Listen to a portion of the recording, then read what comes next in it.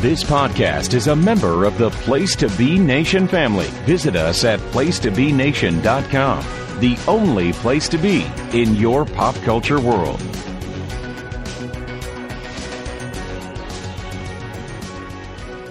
Place to Be Nation, Pop Experience. Welcome back to another edition of Whatever It Takes, where tonight we are covering Degrassi episodes 5 and 6 here, and we're going to learn about family divorces and sex tonight. But before we get into those episodes, let me introduce my co-host of this Degrassi project. He is John Kesselika. John, how are you doing tonight?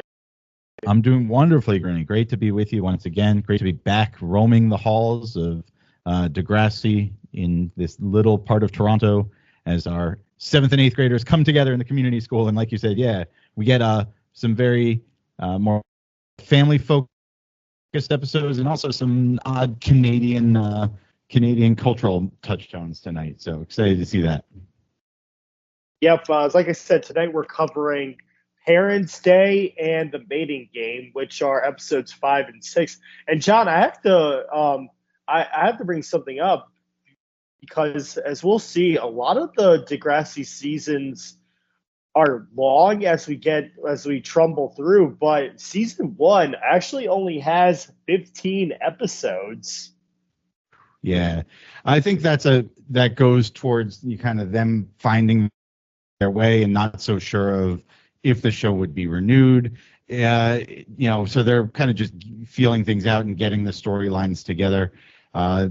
Like you said, they move on. We have like 35 episode seasons later on that are almost split. They cover the entire school year, or they even split a school year over a couple seasons just to really stretch things out. I think here maybe the order from Canadian TV was just not for that big, but 15 feels good, and it's really around this point, and maybe next week, the next time we get together, where the episodes where we start to see the characters kind of feel, the actors and writers starting to feel more comfortable with the characters. I think that goes a long way. We also, I'm sure you've noticed, Grooney, haven't yet settled into the trope of each episode being titled by a 80s or 90s. Whereas right now we're still in generic titles like Parents' Day.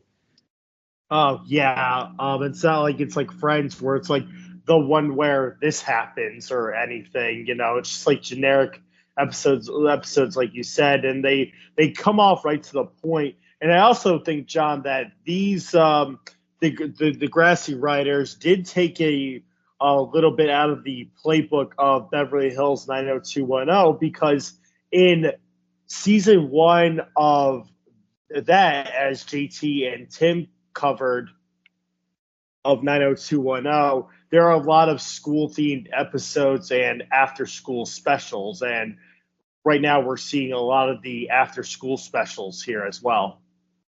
Yeah, we're very heavy into the issue of the week kind of episodes where, okay, this week we're going to talk about being from a split home. Next week we're going to talk about first times having middle school sex, and we're going to move through. It's going to be a different, which character will be the face of it. That's the only thing that changes each week. And tonight, of course, right up your alley, Greeny, we get a whole lot of Toby. Oh yes, we do. Let's deep dive into our first episode tonight. This is Degrassi episode 5, called Parents' Day. Toby and JT are walking to school. Toby is counting down to Parents' Day. He's like 48 hours or 24 hours, 36 seconds, 5 minutes, and so on and so forth. JT's like, dude, what are you doing, man? Like, you're so distracted on Parents' Day. He says, well, I'm upset because, my mom is coming and he doesn't want his parents to argue. So right off the bat, Toby explains that, oh, well, the parents are divorced. We know that because Toby's dad moved in with his girlfriend, who's Ashley's mom. But I don't even know if they got married or not, but I think they did, obviously, because now Ashley and Toby are living together and they're step siblings. So I don't even know if they did get married or not, but we'll see what happens there. And his mom is away, but her mom's like a big talent agent. So JT's like, oh, I'll come up with a way. So JT tries to say, let's poison the water. But Mr. Simpson assures him that it's tested every month and it's safe. Mr. Simpson shows them a video called News About Kids. So Ashley, who is the school president, shares airtime with a sponsored program called News About Kids. They show a video about kids who try and clean cars for money. John, what did you think of these scenes here? All right, so a lot to unpack.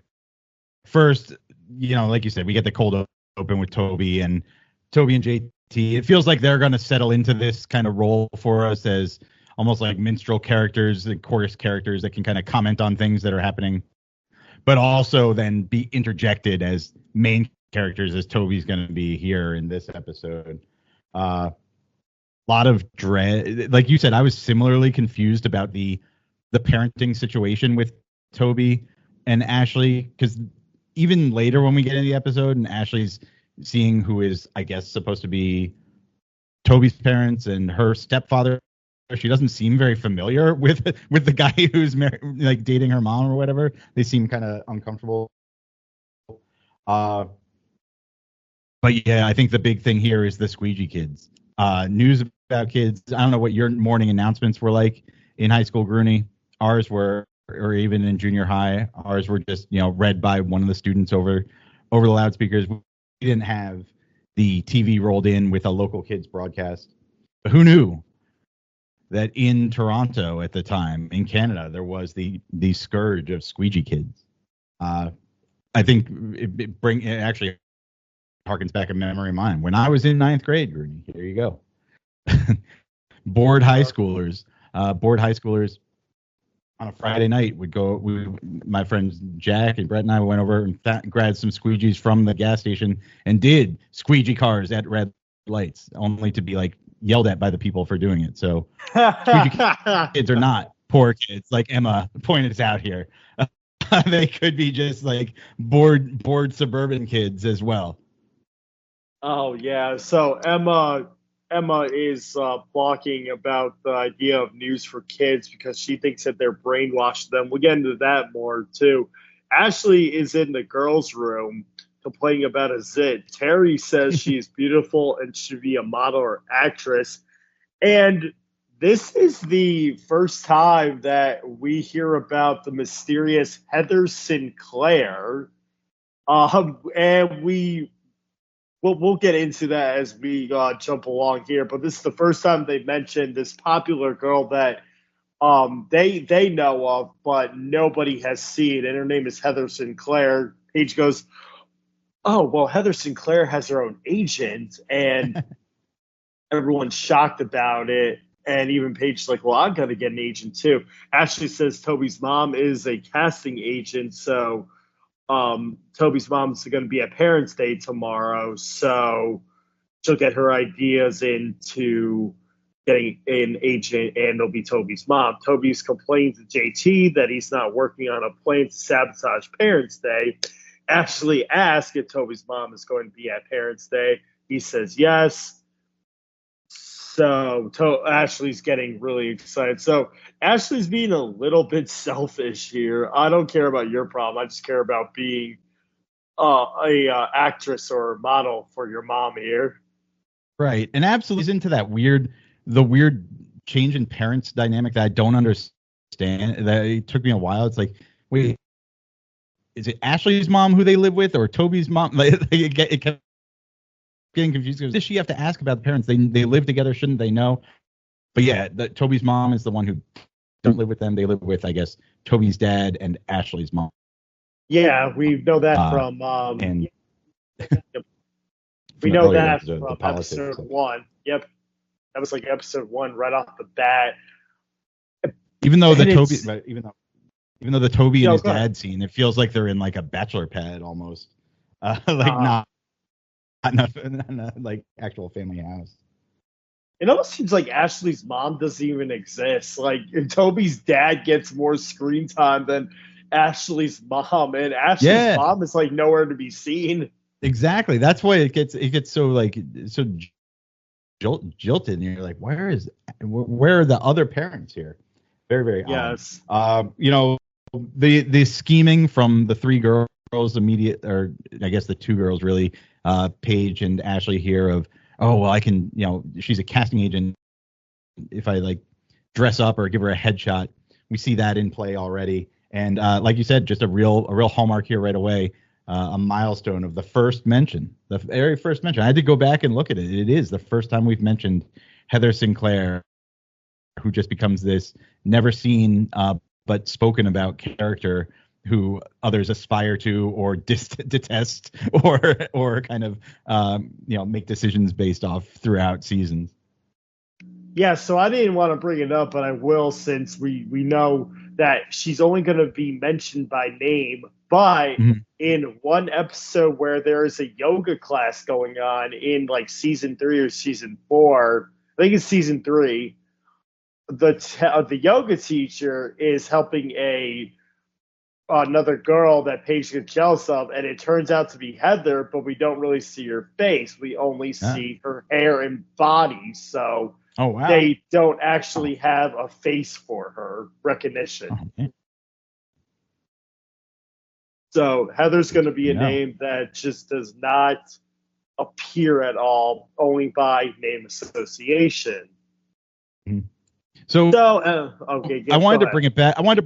Rooney. I wanted to bring it back real quick. We mentioned Emma's kind of already getting upset. We're getting the first real glimpse in this episode and in the next one we'll see of Emma's real kind of crusader attitude, and this is dialed up hugely here as she is.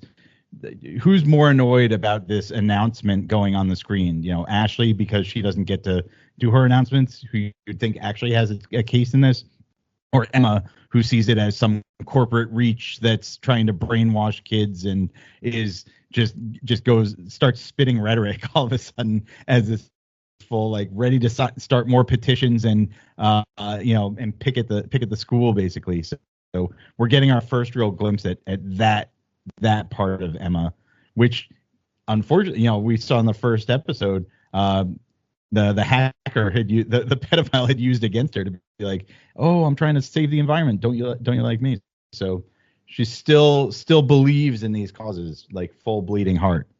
Oh yes, and John, let me ask you one more question too. Was Emma's mom like that too, like environmentalist, or is that just Emma's way of being who she is in character development, or was Spike like that as well? Spike was not like that. Spike was the punk girl who got pregnant in junior high. And Emma is the environmental advocate. So totally different. It's not even coming from her mom. This is just like Miriam McDowell, you're the actress who's playing Emma, and you're going to be a crusader who thinks everything is wrong if it doesn't fit your agenda. Okay. Exactly. So, I'm with you. So off the bat, I don't know, like these I think we're seeing it, and you've probably heard it from me, like the grade 7 kids, at least, between Emma and Toby, the two that they focus on, really as protagonists, just not very likable. They're kind of shrill and kind of complaining a lot. So I'm hoping for them to grow over these episodes. Yes. So so then Emma goes on a crusade about how the news about kids is brainwashing students, and Liberty chimes in, oh, well, my dad knows the mayor. He's going to call the mayor about the squeegee kids. And it's like, well, Liberty, we know where you stand as a crybaby as well, who just thinks, oh, everything's wrong too. So we're seeing a lot of Emma and Liberty here as well. It's like, well, my dad knows the mayor, and he called them ragamuffins. Liberty said he calls them ragamuffins. Oh gosh. Liberty. Pages. Liberty with the big words. Yeah, I don't know where she gets these from. Paige asks Spinner if Ashley is prettier than her. Spinner says that he can see Ashley as an actress, but didn't necessarily say that, oh, yes, Ashley is prettier than you. You have no chance. But Paige gets the idea, obviously, to see if Toby's mom will be Paige's agent, too. So everyone's trying to get in on this serious lady here who's an acting agent and can get these kids jobs here. Emma walks into Mr. Radish's office saying News for Kids is telling them what to do. Mr. Radish counters, says Kids News for Kids has given the school their grant for the laptops and the media merge. So there's a story behind News for Kids. If they give them media time to explain themselves, they'll give them grant money for laptops and helping kids who don't have access to the internet and computers have a computer to do homework. So what did you think of this little twist here, John? I mean, I think it was bringing the reality of the situation to Emma's attention and trying to, as we see a couple adult characters try to do with her throughout this episode, as the principal explains, hey, if we show these videos, they donate computers to our center, so that's what we have, brand new equipment that's available for students to do this. She sees it as a compromise of ethics or morals, but at the same time, as he counters, this was voted on. The parents, your parents, and everybody's parents in the school district voted for this, so it has been decided on. If you have an opinion, please write a piece. So offering to give her that voice to do so and try to take a more measured approach than just shouting. I think this was, it was helping, trying to calm down the Emma-ness of it. So Mr. Radish says if she really doesn't like it, that she can put it in the Grapevine, which is the school newspaper, basically. So the Degrassi school newspaper is called the Grapevine, where it's like opinions and pieces that is actually run by Liberty. So Liberty runs the Grapevine here. Emma goes into the computer room where she sees Sean, and they smile at each other. Ashley excited that she will be welcoming the parents because she will see Toby's mom first, but Paige says, oh, she's going to help Ashley to get in on seeing Toby's mom as well. Emma and Manny are writing the article. Meanwhile, Toby and JT are downloading a letter that says Toby's parents don't have to come tomorrow and that Toby is excellent. Signed and handwritten by Mr. Simpson himself, John. Some early forgery here. Did you try your hands at forgery in high school for maybe a parent signature or anything that's bring back any memories for you, Grooney? The only thing that it does is that I actually asked my mom, if I could practice her signature, and she just go ahead. And she was like, kind of, but you'll never get it past a teacher, so don't even try it. Yeah, I definitely handed in a couple you have to have your parents sign this test because you did poorly. And it would be like, well, why does it have eraser marks on it? Why did your mom have to erase her name and then write it again? So, Toby, a few years more advanced than us, able to use the computer to do here. He's got his plan in mind. I guess this is really, really important to him to not. He's really fearing that his parents will fight and be an embarrassment for him at the Parents' Day. And you know what? You can actually kind of feel for him here. So. Hopefully he can pull this off with his computer wizardry, but we've seen his efforts of, using computer hacking to look at porn earlier. So hopefully he can perform a little better. Oh yeah. We'll see what happens with this little scheme here. And I feel like this is where the first time we learned about how you had to write your signature on a computer, because I've done that a couple of times, doing the signatures on the computer mouse, and it's very interesting than writing from a pen, obviously. So this might be like the first time we've actually seen that, where media has applied itself to signing an online form. What do you think about that? Maybe? Yeah. Maybe. So then Emma rushes to Liberty to submit her editorial, but she's like, it's late. And Liberty has a strict deadline, and Emma didn't mean it, but she's like, oh, I guess I can let you off the hook. So Emma's going to get her piece in. Meanwhile, Toby is telling his dad he is surprised about Mr. Simpson's letter, but Mr. Isaacs finds out it's a fake because he can't even spell words right as well. And we'll hear something from Mr. Simpson as well, too, on what is wrong with this note. Toby comes clean that his mom is coming, and Mr. Isaacs actually gets mad because Toby's mom didn't tell Jeff Isaacs that she was coming, so he goes into a temper. And it's like, oh, typical mom not telling me that she's coming to Parents' Day. And Toby's like, Dad, stop. This is why I don't want you guys around together. But Mr. Isaacs says they're on great terms with each other. He promises Toby there would be no arguments. Yeah, Jeff Isaacs just quick to everything. Put the blame right on mom. Oh, just like her, like just flipping the switch. Really rough. This is the scene I was talking about earlier, Grenier. I said this feels like they're living a 1-bedroom, 2-bedroom apartment. Like it doesn't seem like a house that has Ashley's mother and Ashley in it too. It just seemed like this weird, like small scale thing. I think that's like we just haven't developed the world so well with Toby's dad. So, but yeah, wheels are in motion. You know, Toby, nice try with the plan. Surprised he didn't get in more trouble for that, but you know, at least his dad seems somewhat understanding of, you know, we'll try not to make it uncomfortable for you, except, you know, you're a bitch of a mom. It's like, wow, Toby, you tried to like forge your teacher's signature and stuff, but we're just going to talk about it. We're not going to talk about the crimes you did, but we're going to talk about your problems instead.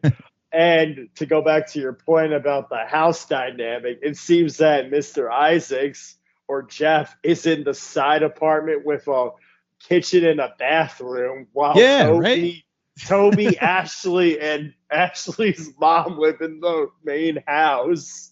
Yeah, it's completely different property. It feels that way. like he's out in the pool house or something. We'll have to see if there's more of the featuring of Mr. Isaacs, and I don't even remember Ashley's last name. Like Ashley's mom, Ashley Kerwin's mom, Mrs. Kerwin, and them actually being a couple here. So we'll have to see if it's really, they're married and we're all one big happy family here. Okay, so Ashley's getting ready for Parents' Day, and out of nowhere comes Paige. Toby and his dad are waiting for his mom. Toby's mom runs into Paige and Ashley, but she brushes them off right away. So they meet and they go to Mr. Simpson's office or classroom. Mr. Simpson says that Toby is not applying himself and is handing in assignments late. Toby's mom plays the blame game that it's Jeff's fault, but Jeff's like, no, he's been doing great at my leisure, and when he's with me, he's fine. And Jeff says, oh, it's you for not being around. So we're having the typical argument between the parents, and then they're just using Toby for leverage. Oh, yeah. And I mean, you had Jeff jump on her the second she shows up. He's like, oh, right on time. What happened? Was there like car trouble? It's just so the melodrama is dialed up. I like the pettiness that's kind of shown here. They're really drawn kind of like caricature-ish with each other. Paige, with the one glamorous welcome saying it's Parents' Day. I have the right to be fabulous. And as they're all trying to glam on to Toby's mom, but she couldn't be bothered with any of them, and until we enter into the real crux of the scene with Toby, his parents, and Mr. Simpson. Let me ask you this: yes. Didn't you think Yeah. it felt like didn't this seem a little too personal or too like private for a parent?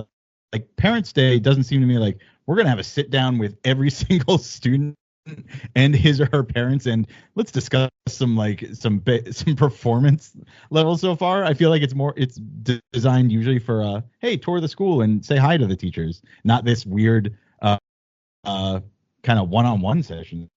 Yeah, so there's like a this would take forever if difference. they're going to do it. Okay, yeah, there's a difference between open house and conferences, dummies, and they fail at both of these because students were never at open house unless you were like the student council welcoming committee like Ashley is, and students were never at the conferences either, so they failed in both ways. Like, this is bad. John, how was your open house or conferences?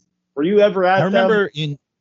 I remember in elementary school you'd get like a weird my dad was always one for leaving like random notes behind, like at the desk. Was like, oh, nice in your classroom, but what's up? Where's the boa constrictor? I thought there was supposed to be one here. You're like, what the hell is this guy talking about? Or like, yeah. The parent teacher conferences. I'm reminded of the Simpsons line when they're like, well, they're going to the parent teacher conference, Homer and Marge, and the kids say, well, what are we gonna have for dinner? They're like, we'll pick it up when we come back. Pizza. Pizza. If you've been bad, I don't know, poison. And they're like, what if one of us has been good and one of us has been bad? He goes, poison pizza. I'm not making two trips. Yeah, so I feel that this episode is very not good with how a school is run because you don't go to open house and you definitely don't go to your parent conferences. So right. Degrassi kind of failed at this, okay? Then again, Grooney, we are in Canada, so bear that in mind. Yep. Emma is then walking with Spike. Then she picks up her editorial. Sean's brother, who we know as Tracker, says that a free computer is a free computer for advertising, and he says that, well, me and Sean, we can't afford a computer at our own house, and we don't have internet access, so Emma says he's wrong. Sean says it's not that serious. However, Sean's brother says Sean can't afford a computer, so Sean has to do his work at the school. Tracker tears the article up, and he says there are two sides to every story, and he basically throws the ripped article right at Emma. So Tracker is not happy here at all. Oh yeah, calls it out. Tracker with the stand. It looks like garbage. Smells like garbage. Crumples it up. Goes to throw it away. Spike nowhere to defend him. It feels bad for her, but you know what? Calling her on her Emma on her high horse bullshit already here. Like, you're grade 7 here. Let's dial it back here. Try to look at the big picture, Emma. I think we know who John's LVP might be. Oh, yeah. Okay, yep. So Mr. Simpson says that Toby skipped class. His mom says that they should reconsider Toby's living arrangements. They argue, and Toby says it's his fault and his responsibility. Toby's mom says she loves him and knows it's tough that she hasn't been around, and Toby's dad says he's going to do more to help Toby with his schoolwork too. So Toby finally, laying down the law, says that he's responsible and that nothing needs to be changed, and it's his responsibility to get his assignments in on time and to go to class. So a very good standing up moment here for Toby. He finally stood up to his parents, and he knows that it's up to him to get all of his schoolwork done and that it's nobody's fault. Yep, absolutely. And a nice moment for Toby as he says, "Hey, don't use me as a reason for you guys to fight. And I'm responsible for my actions here, and it's me who wasn't performing, but like I can't be a part of like in the middle of that draining on him.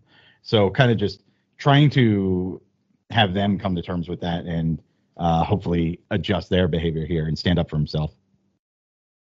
Yep, so Toby's mom is leaving the school, and Paige gives Toby's mom a photo of her, but Toby's mom actually gives Terry a card and says that Terry looks like she could be a model. So, yeah, in the end, Ashley nor Paige get it, but Terry gets the green light to give Toby's mom a call. Plus, Toby's mom says that Ashley has her powers to make sure Toby does his work and his blessings to be a great big stepsister to Toby too. So Ashley says that she will promise Toby's mom that she will help Toby as well too. So Ashley playing a little bit of a big stepsister role here too. Yep. A nice touch for Ashley here, and kind of building in the family bonds, and the seed planted for Terry with Toby's mom going off. I think this is the last we see of Toby's mom. I don't know if she ever comes back.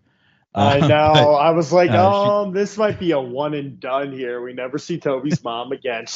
I guess that this is what they call the first Degrassi black hole person. She entered the black hole and she never came out of it. She never came back. We get like a grandmother from Toby later. We get a bunch of other things, but I think this is for the high powered talent agent. She came into our lives and left us just like that. But who would want to come back to after a parents' night experience like this? Yep. So we might have our first one and done, or just our first black hole disappearance of a character who appears in one episode and never comes back. You'll get a lot of those as these episodes progress, like with Spinner and a lot more characters of this show here. Emma and Sean apologize to each other, and then Toby tells Mr. Simpson that yesterday cleared the air, but Mr. Simpson goes, "Oh, that's great, Toby. Now, there is a matter of your punishment." He goes, "What punishment?" He goes, "You forged my signature. You couldn't even spell Simpson right, you dummy." So Toby screwed up in more ways than one.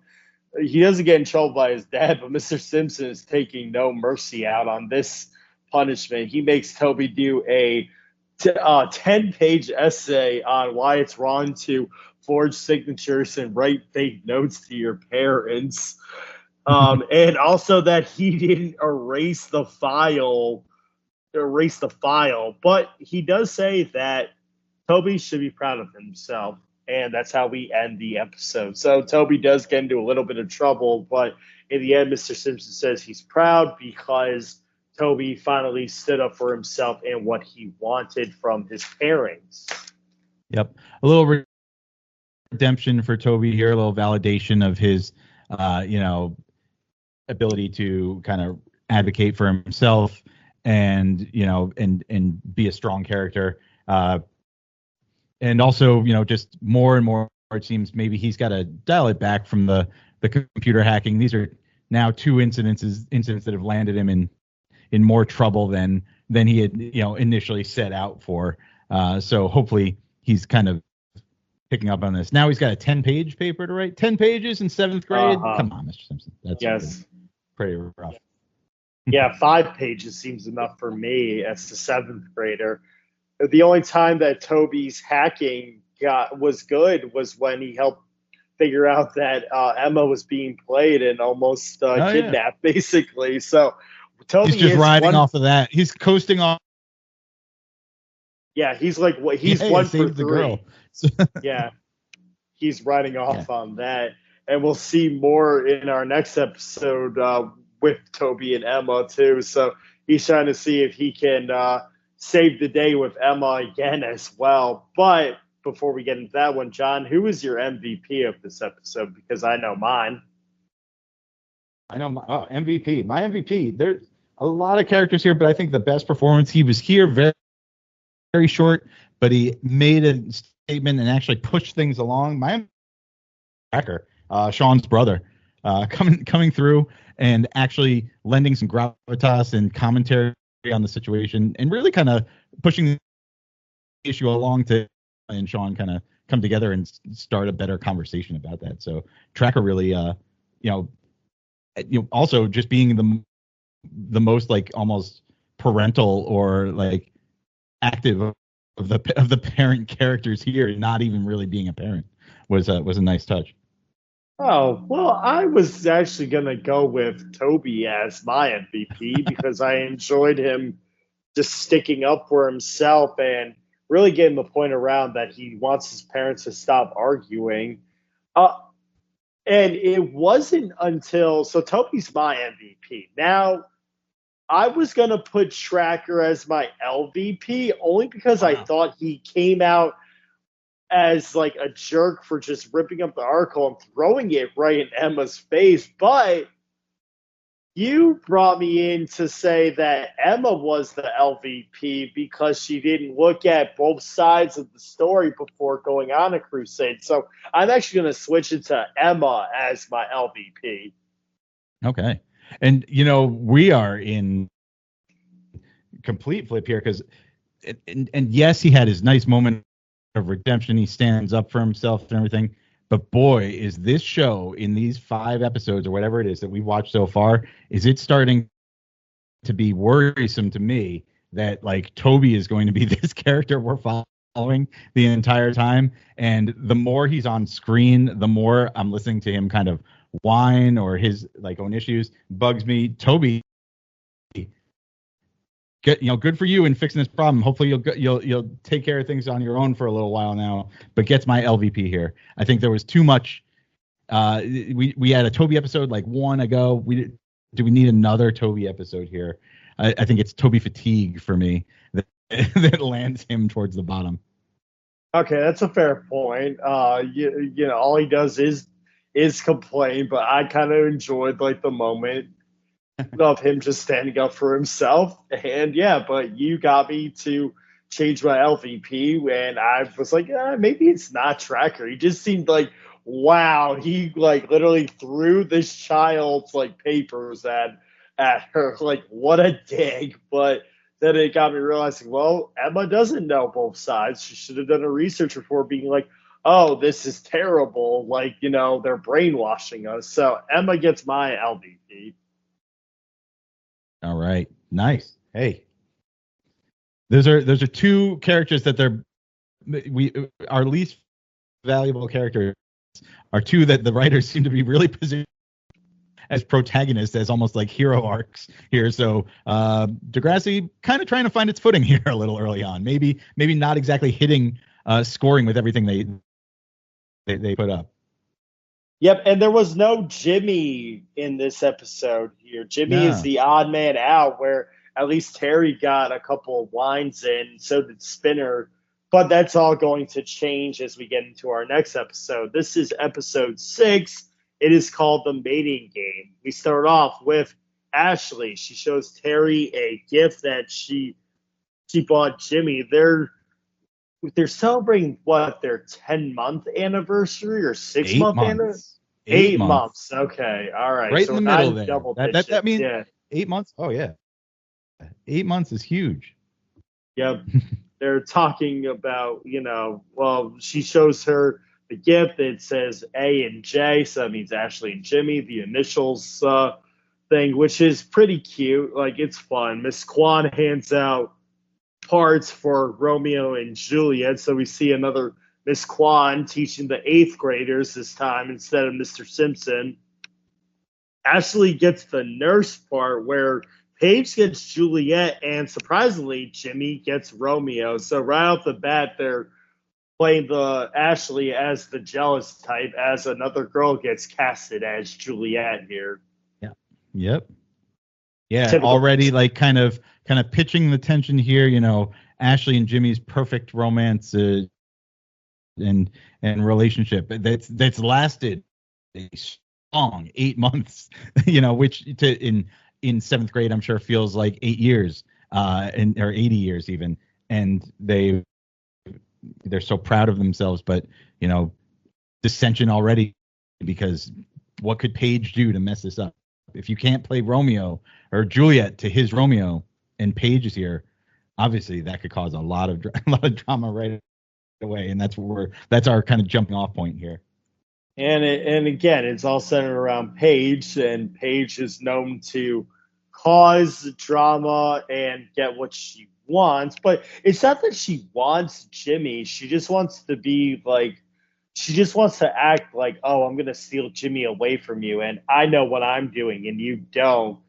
With Terry, she just had a plan, and it kind of worked because she got Spinner when Terry wanted Spinner, and Paige wants Spinner all for herself. So Paige is a little bossy, but she's not bad. Okay. It's actually a really good point, Grooney. I was just, as you mentioned it, I was thinking about it. Like, wait, Paige and Spinner are together. We saw them even last episode where Paige was asking him about, oh, do you think I should get an agent?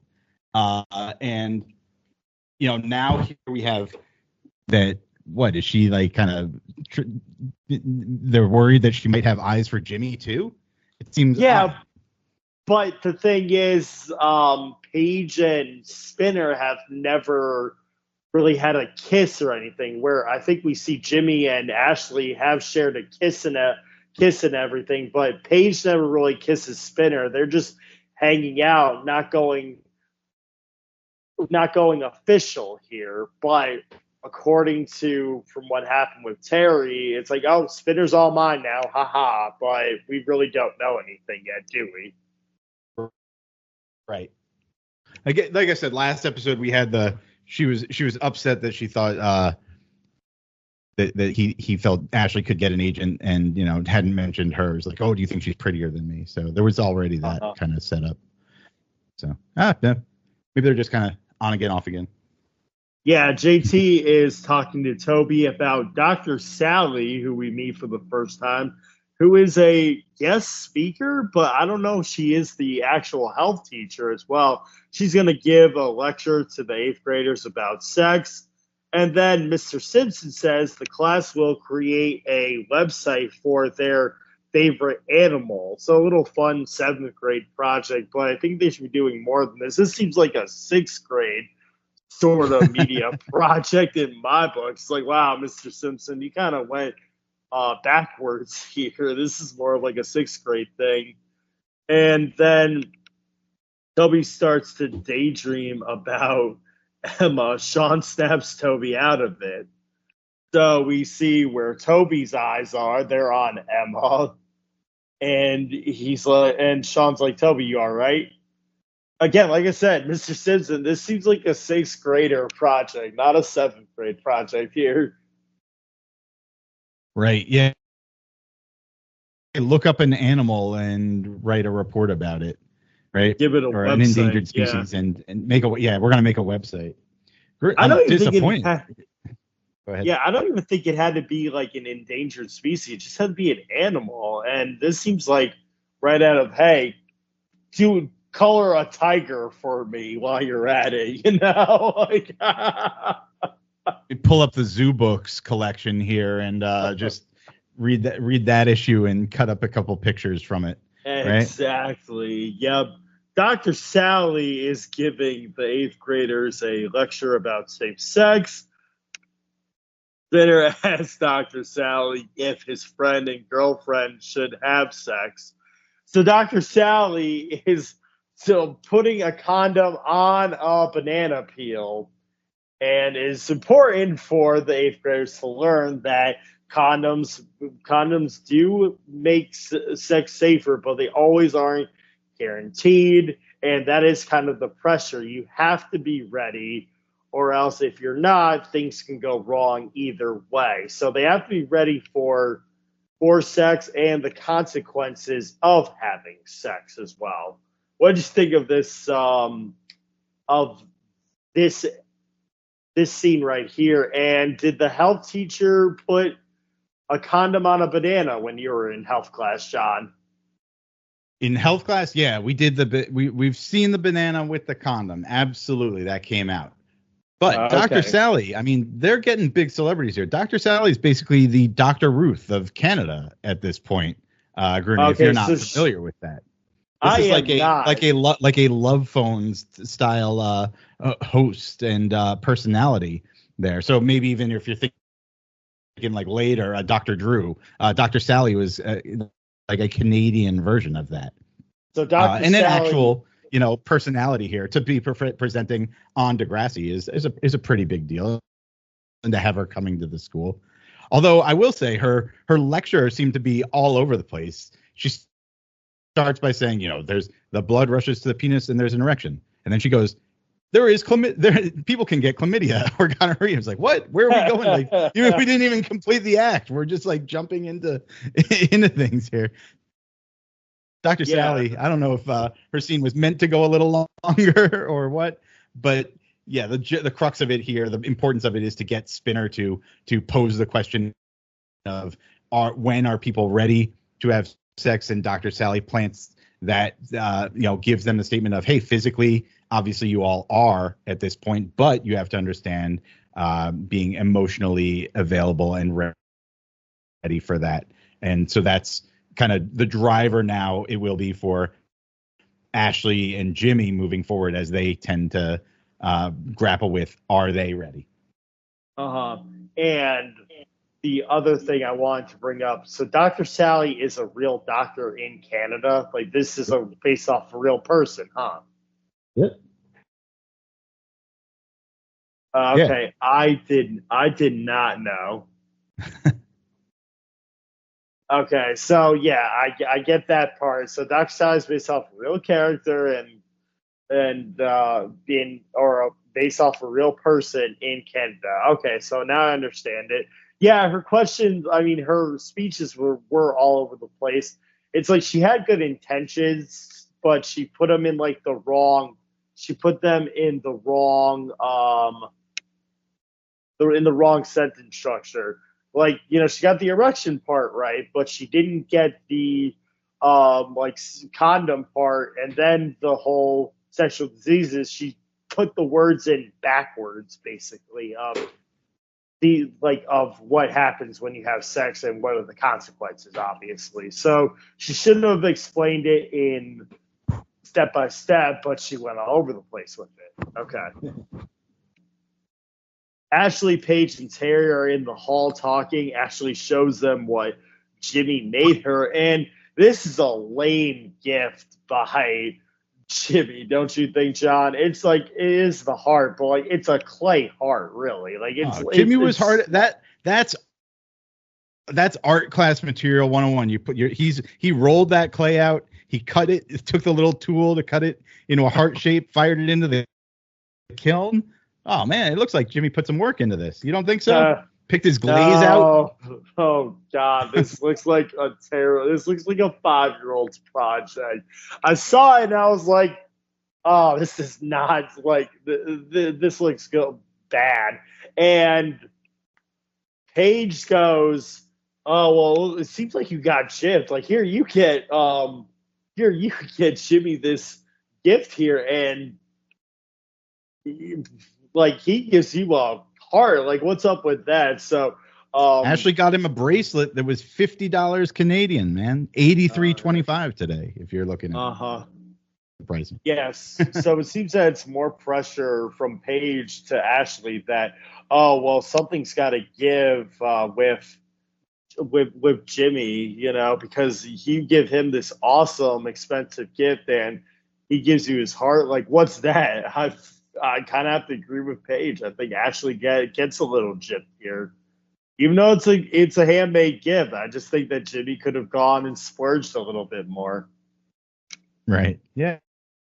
And later on we'll see that Jimmy comes from some money, so I don't know if that's a retcon they do, but he probably could have done a little more. But a 7th grade guy, what's he gonna do? Make us something in art class. The I'll give him spinner a is pass on this. Yep. The spinner is talking to Jimmy and their friend. I think that this friend was like the original idea for Marco, but it is what it is. But he's seen just walking and laughing, and you think, oh, is this guy going to be associated, or is he just that like random person of the day that we have until we find a third person character? It's like trying to find a third member of the NWO boy band here, where it's like you have Jimmy and Spinner, but you don't know who the third man is going to be yet, because there are technically 3 girls in the 8th grade, but there are only 2 boys. So it feels like they're playing Ring Around the Rosie with, hey, who's going to be the third guy to the arc of the 8th graders here. Yeah, I looked it up. This guy's credited only as Guy, so as his name being Guy. So I think he's similar to Toby's mom. I think he walks off into the sunset after this episode. So off in their world of Canadian Black TV holes. to The black thrive hole. elsewhere. Yeah, the Degrassi black hole. Obviously, he got himself a casting agent, and he tried to get in other places too. But the black hole got to him first. So they're talking about how Romeo and Juliet had sex at 13, and that Jimmy won't get past second base. So we're getting the sexual terms, sexual terms being in place here. When did you find out about the whole base inquiry, John, and how it related to sex? Geez, bases has got to be. I'm gonna put that at summer camp, Okay. and where the discussion probably came up in summer camp, and I'm gonna guess that was 4th grade maybe 4th grade summer camp, something like that. Hearing the bases mentioned. I had to learn it. Bases were pretty tame at first, if I recall. Like bases were like first base kissing, like second base was like, I think second base was just like tongue kissing, even like it was that. like it took a while. Yeah, bases were a lot tamer in the mid '80s for in mid '80s New Jersey before getting into whatever we see now. Yeah, I guess I looked at it differently too. I kind of just thought that first was hugging, second was kissing, and third, I mean, you knew what you were getting with at the end, but I always thought that first base was just hugging, not just first base was kissing. So, and then in mine was a little bit older. I learned it maybe like 8th grade and 9th grade of what the bases actually were. So, like these kids are learning now, but Spinner obviously knew it before 9th grade what the bases were. So little on and off here. Liberty tries 4th grade's to really help. Geez, yeah, I really dialed that back. Still on that 4th grade. No, it would be. Yeah, you're right. I would guess it's probably 7th, like 6th, 7th. I would push it there. Yeah, if you were really interested in that stuff, Right. I mean, which I think everyone was, but again, everyone goes at their own pace, and it's like, well, do you want to know about girls, or do you just want to watch TV and sports? It's like, I'll watch TV and sports, but if I look at a girl and something happens, well, I'll say, hey, I'm interested in girls now, so teach me about it. Liberty tries to help JT with his assignment, but he wants nothing to do with Liberty because she's so nosy and bossy. Toby says he's going to do his assignment about turtles and says he was inspired by Emma, who wants to do an endangered species about basically, I forget what it's called, but it's like a mama bear turtle, basically. Not that, but like it's a mama turtle who is endangered, and Toby gets the idea to do the assignment with Emma, and then asks Emma if she wants to watch a DVD on endangered species, but then Manny invites them all to her house, so Toby's mad because she's like, well, I didn't want all of you guys to do it. I just wanted it to be me and Emma, but he doesn't say that out loud. He's like, oh man, now I gotta go watch it with everybody. But Sean says he's busy, so Toby looks at that as, well, Sean's busy and he's out of the way. So what did you think of this this segment here by Toby, and a little bossy boots from Liberty as well? Yeah, Liberty is they've kind of just sprinkled her in every now and then, and she seems, I'll talk about this more as we're going through when we're getting into LVPs and everything, but very, very uncomfortable acting. Like, all of her lines, she has to be like blocked perfectly, just standing in one place, not even able to like walk into a scene or anything, deliver her line and then just get off. Like, she's not given a lot to work with, and it's very one note, of being either bugging JT or then later like asking about their assignments that they're doing, or inviting Emma to work with her at the newspaper. I think we're pushing something here of a new direction now with Toby having. We've seen him be interested in Emma before, and now it's just kind of ramped up. And he's once again got a plan. How can he get closer to her? Oh, I'll pretend to like the same things she does, and that being the turtle. And now we can watch a DVD together, or watch it at Manny's house because Manny can't go out on the weekdays. Still grounding us in the reality that these are 7th grade kids, right? They keep bringing it back to us for that. I have to appreciate that. Thanks a lot, Wheels. You ruined it for Manny, apparently. Yeah.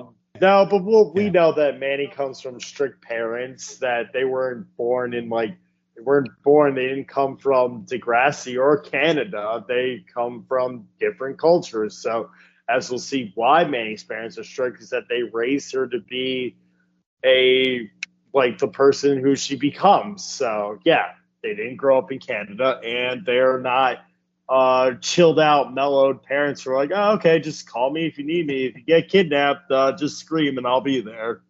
Okay, so we understand that people do have strict parents. And I didn't want to say it, but it seems that Liberty, call it what you will if you want to laugh about it, but she's a blocker, Like, she might be she's a female C blocker, in a way, because she's gonna block people from having fun, and she's just very demanding too, as we'll see in this next scene.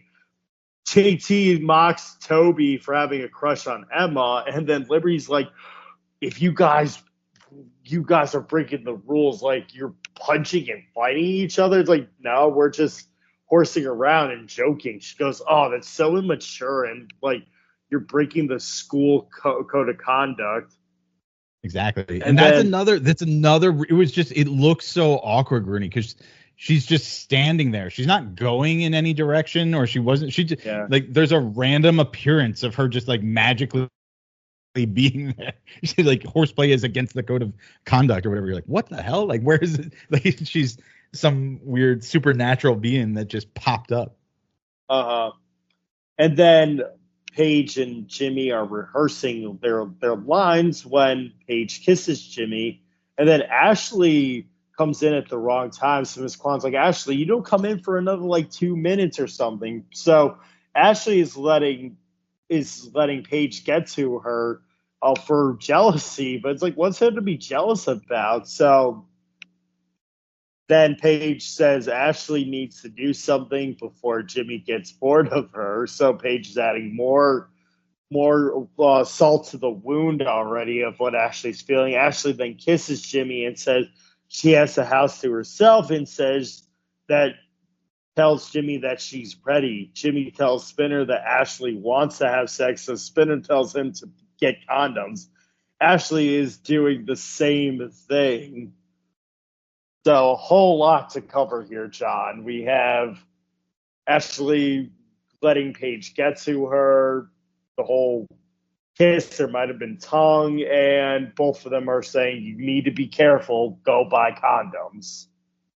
Yeah, so obviously we have to include that. So kudos to Degrassi for, the producers for making sure that the safe sex message is in there and that students are practicing that. But yeah, what great setup, obviously, for Ashley to have to be overlooking and feeling kind of the pressure seeing Jimmy, forced to kiss Paige on stage, but he's insisting that doesn't mean anything. They're going out, but she's still hearing pressure from other people that it could be. So she needs to be able to step up in a way. Yeah, I mentioned it earlier about the odd and off relationship with Spinner and Paige, because Spinner is kind of, when they had that lunch scene earlier and he's talking about French fries and whatever, he's talking about how Paige, she's really open to sexual relationships. I've heard like she had this relationship with people, and I was like, I thought they were dating. Like, that's where the confusion falls in again, right? And the guy, we're gonna call him the guy, goes, I heard she already did it at summer camp that she went to. And it's like, what summer camp are you going to, man? Like, are you going to summer camp with Paige? Do you have something that you want to say? And Spinner's like, no, like Spinner has no idea that like they're apparently dating. Goes, no way. Like, there's no way she already did. Like, dude, you're dating her. Why don't you ask her? So Spinner's acting like an idiot, or the writers are just dumb in how they're portraying a Spinner and Paige here. Do you think Jimmy, in his portrayal of Romeo here, is meant to be a bad actor? Like Jimmy is bad at acting, or is this just Drake being just still pretty bad? Because he seems, I'm like, oh, he's doing the role of like an uncomfortable, like not good acting, seventh grader pretty well. And then I said, no, I think he's just not very good.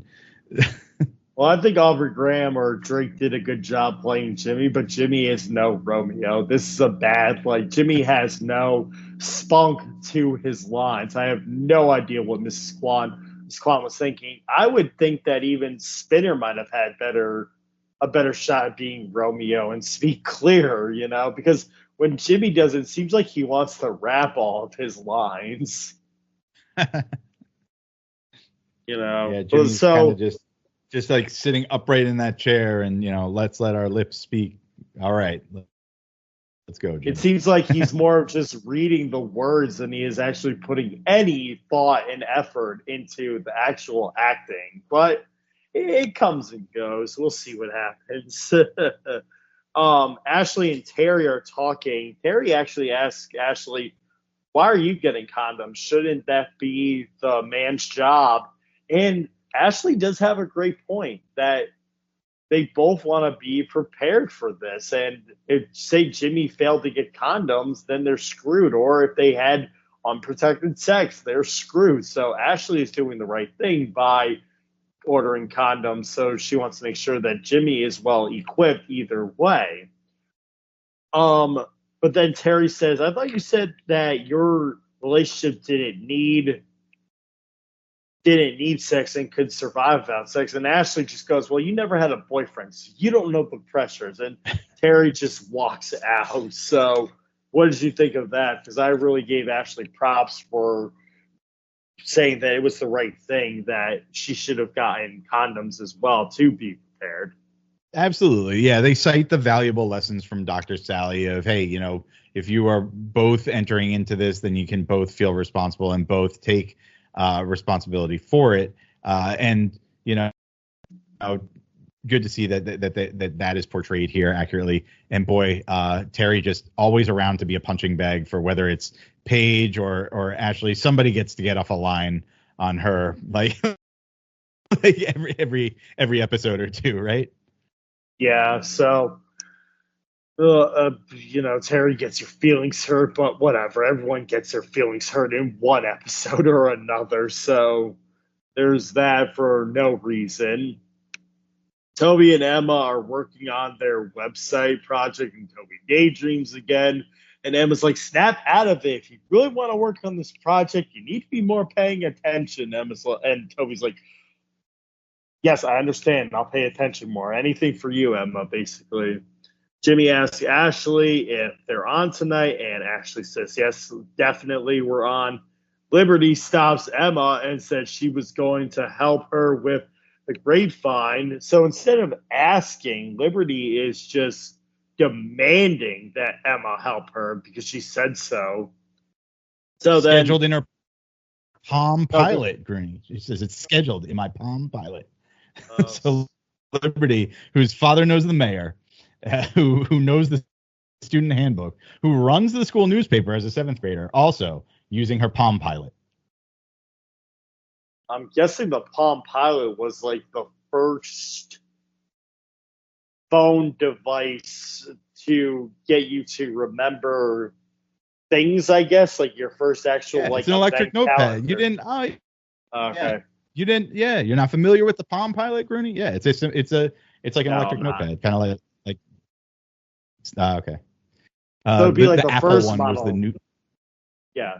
Yep. Okay, no, I wasn't really familiar with the Palm Pilot. I kind of just thought that, maybe they just like are trying to beat around the bush instead of saying American terms. They're using up their own language for what it's actually called, maybe. But I guess the Palm Pilot does exist. This isn't one of those. The Palm Pilot was like a digital organizer that you had early on, one of the earlier versions of it. Yep. Yeah, just like I thought Dr. Sally was just another reference to Dr. Phil here. Yep. So she'll be at Manny's house in an hour, she says. Ashley is at her house, and she receives a package of condoms, but her mom's like, oh, what's that? It's like, Mom, don't worry about it. And Ashley's mom backs off. So we see Mrs. Graham, but she's not with her husband. Oh, I'm meeting Jeff. It's like, don't you guys live in the same house? What's going on here? Again, John, where does Jeff live? Does he live in the pool house, or does he actually live in the house? Yeah, because it's been established that Toby and Ashley live in the same house because they argue over the bathroom. The mother clearly lives here. But then, yeah, that pool house setting, very, very odd. I don't know if they shot these out of order at different times. Maybe they were dating before they moved in, and those scenes happened at that point. But very, very odd. But yeah, going to meet Jeff. You mean the guy who lives here? Right. Yes, exactly. It seems so annoying. Jimmy and Spinner are buying condoms, and this is a funny scene.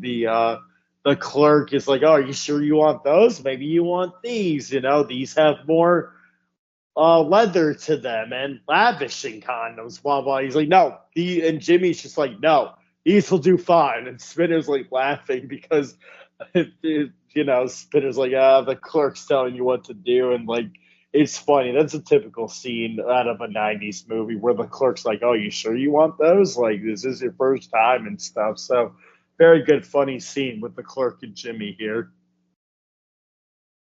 Yeah, one of those where you would expect a cameo. This in like you said, in a 90s movie, you would have some random cameo, like a Pauly Shore character, or like somebody in a well-known comic in disguise playing the sketchy store clerk who just is going to push every different type of condom on the characters here. And yeah, they have fun with it. There's different colors, there's different sizes, different everything here. Like then Jimmy just wanting to get out of there, and that capturing the real kind of discomfort and kind of like looking down, not make eye contact that I think a lot of young people feel when they're buying condoms, or always make. I don't know about you, but I'd be like, I gotta buy like a couple other things and then have the condoms in there too. Oh, so yeah. Like, this is the only reason I'm here. Right? It almost sounds like when Homer bought the illegal fireworks from the store clerk that 4th of July summer house. He goes, let me get some beer, let me get some condoms, some illegal fireworks. And that was the joke. Instead of the condoms being the secret word, it was illegal fireworks. So yeah, you're right, John. That was always a cliche. Let me get some of these condoms, TV guide, milk. He goes, okay, all right, I know what you want. Yep, So very good callbacks and cliche to the old, I want something, but I'm not going to really tell you what I really want. So good call, John. I like that. Jimmy comes over to Ashley's house, and they just sit in Ashley's room, not doing anything. Emma sees Sean on the computer in school doing an assignment on a on like a dog. I forget what the dog was called. What's the dog called here, John? It's a Springer Spaniel. Springer Spaniel, and He's he chosen a had Springer Spaniel to do his report on. Yeah.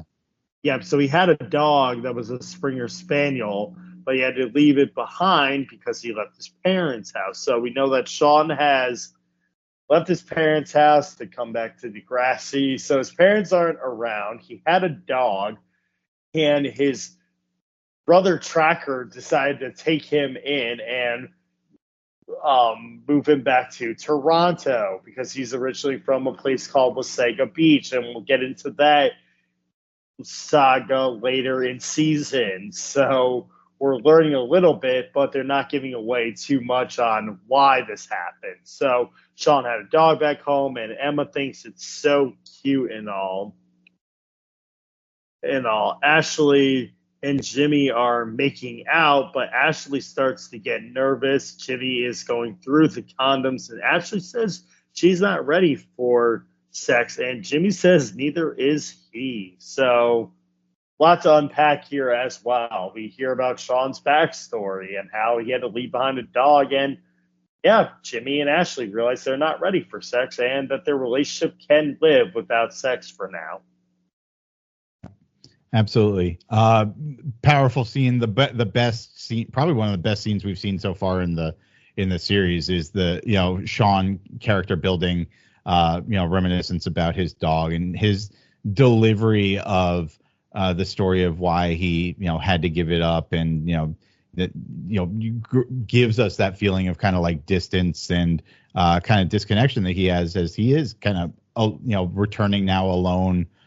Yes, his brother's there, but in Toronto, a grade left behind, and the character is becoming like taking some real shape, and he's somebody who you can see Emma really kind of forming a bond with and listening to, and not just preaching to or anything. It's allowing both of their characters to grow and become something that you can really kind of feel engaged with and want to follow.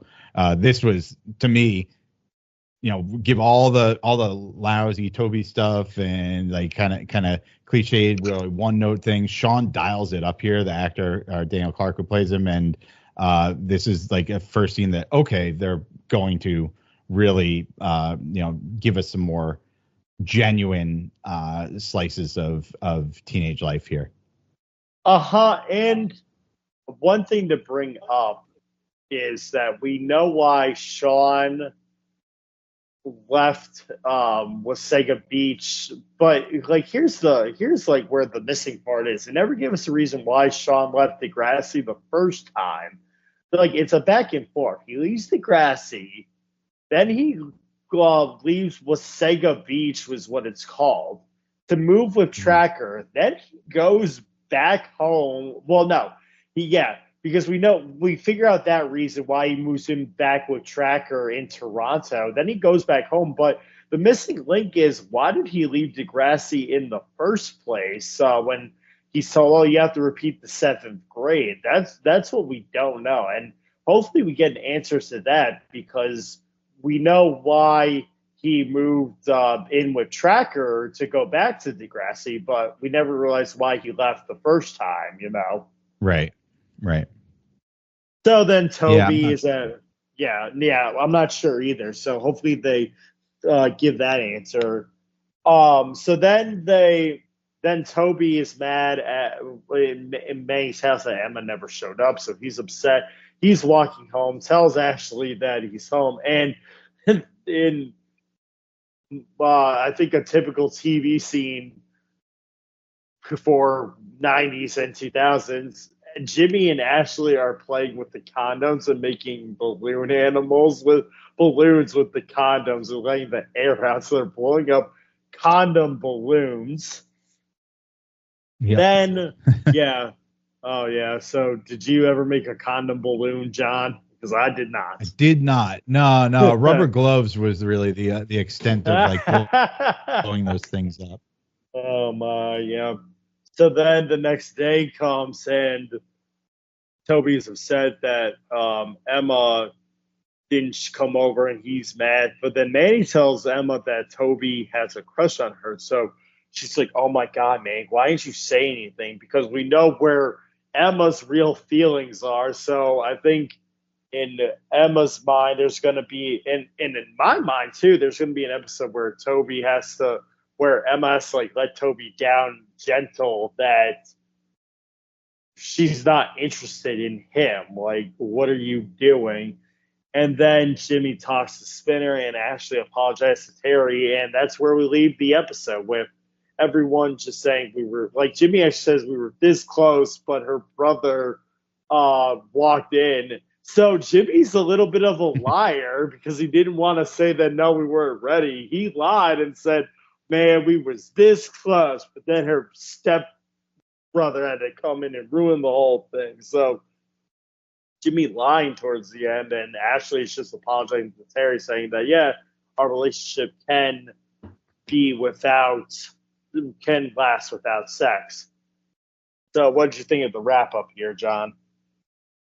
I think the wrap-up's solid. You know, we didn't need the complications of sex introduced into the Jimmy-Ashley relationship just yet. I think them kind of recognizing their own, you know, hey, 8 months, that doesn't mean anything here, and we're both not physically ready for this, so, or not emotionally ready for this, so let's take a break. They're recognizing they're still just kind of kids and, you know, happy to be dating. Toby, his eternal disappointment in not getting the girl, or, you know, is going to, you know, continue on. And yeah, you know, we have Emma having to, you know, recognize that, oh, there is somebody who has a crush on me, and now how am I going to kind of navigate that and, you know, keep Toby kind of friend zoned, because it seems that she now has a growing interest in the boy who she danced with in our pilot, in our early episodes, and also now his scene has a softer side, and, you know, maybe more personal, more insightful aspects to him that she'd like to get in touch with. So yeah, I think it was a nice ending, pushing forward storylines here. We don't need, you know, hey, Spinner's still just Spinner usual stuff. Oh, you'll get him next time, champ, like kind of stuff. But life goes on for those guys. Yeah, basically no real episode dialogue for Spinner. He's still a background character, even though he has lines, like he does, like there's no real story based off of him, where we see Terry and Paige going at it, where it's not about Ashley. We don't have like a full Spinner story driven episode here, where Jimmy finally got one instead of being a background character as well. He did show more of like, oh, well, why he's the sidekick to Jimmy, and then why they're sidekicks to each other. So we'll see how Spinner and Sean's growing of character development goes as we move forward in season 1 too, because a lot's going to change as well as we grow up with these characters here. Who is your MVP, John? Because I actually have it at a tie between Jimmy and Ashley, by them recognizing that they aren't ready for sex and that their relationship can last without sex here. Wow. My MVP is off the books from that then. Yeah, my MVP was Sean. I think this was the most development we got from him, and, you know, really kind of humanized the character a bit, not just this kind of mysterious student who came back, who got held back a year. We've learned more of his backstory, and just again from the performance, from actually, like, it's so jarring how a good delivery of lines and emotional read in a performance can stand out among the liberties and the Jimmy blandness of the world. When in this show, he was head and shoulders above everybody on this episode, and it really stood out to me. LVP, John, I'm giving it to Liberty because she's a blocker. She's very demanding and everything. I don't know. This episode was like, you're not supposed to be doing that. What are you doing? But again, that's character development. That she's going to be the rule follower and like trying to be the bossy boots. But she was very mean to Emma. She screwed up not only Emma's plans, but Toby's plans as well. And I'm sure you're going to give Toby the LVP again for complaining about how Emma wasn't paying attention to Toby. But for this episode, Liberty has my LVP votes. Toby was redeemed by getting to have an excellent fantasy sequence with a music drop that I've never heard that song before and tried to track down to try to see what artist it was, and it's very, very, very difficult to find. Not exactly the most listed. But no, I was tempted to just go with the collective of like all the other actors for like their really stilted performances, and how much they stand out and like show that these are just really young kids who have not figured out this craft just yet. But yes. Instead, I'm gonna go. I would side with you. I'd say Liberty. Liberty feels like she has no real direction here other than somebody wants to do something. Well, let's have somebody. We need a character to give a negative opinion on it. Who's that? Yep. Oh, just plop Liberty in here, and we don't even need to have her enter the scene naturally. She can just be standing there already and be like, "What? Where'd you come from? Oh, you have something bad to say." Yeah, so, and I think the producers don't know what to do yet with the Liberty character. I think a close second could be Dr. Sally for her maze of words of what sex is. Instead of explaining it and breaking it down, she just goes all over the place. It's like, well, you're giving these kids kind of the right information just in a false advertisement of what happens with sex. So that also she went from blood rushes to the penis to give it an erection. Then there was chlamydia. And then it was the condoms. It's like, okay, yes, but always buy your the condom condoms. Came after, yeah. Yeah, it's like it should have went the other way around. Where it's like, yes, condoms are important, but they can also cause they don't guarantee you protection from pregnancy and sexually transitioned diseases. So yeah, Dr. Sally was kind of off the rocker there with the information there. But again, Liberty has the LVP for blocking everybody from having fun. So that's going to do it from us here on the episodes. But John, do you have anything that you want to point the listeners to? I know you don't have like your own show, but you always, are a frequent guest on 90210. So talk to us about that. Yeah, absolutely. Too. I think tomorrow we're doing another episode, so I'll have something coming up on there soon. Keep your eyes peeled in that feed. There's always great discussion around the episodes there, and recently with the news on Shannon Doherty's passing and everything, it's a great community there that's always thriving. Check out. I've been really enjoying the Chronoso work that you guys have done, looking at Saturday night's main event matches, and even in like some 80s rankings of stuff. So I've really enjoyed that. All of the North-South Connection and Place to Be Nation stuff I highly recommend. Yeah, check it out. Pardon me. Yes, all that stuff is very great with the No-So feed and the Place to Be Nation Wrestling feed. I would also like to give a shout out to the Backbone Wrestling Pod. It's a new venture with Sean Kidd, Scott Shiflett, Logan Crossland, Matt Souza, with a couple other guests on their shows too. They decided to do their own feed, and it's kind of associated with Place to Be Nation, but they went off on their own, and they have all their content there, like YouTube Roulette, Highway to the Impact Zone, The Shit Take. Keith Langston's also a part of that feed as well a lot, and so you can find all their content on the Backbone Wrestling Network. As for me, I mostly found out on the Place to Be Nation Wrestling feed.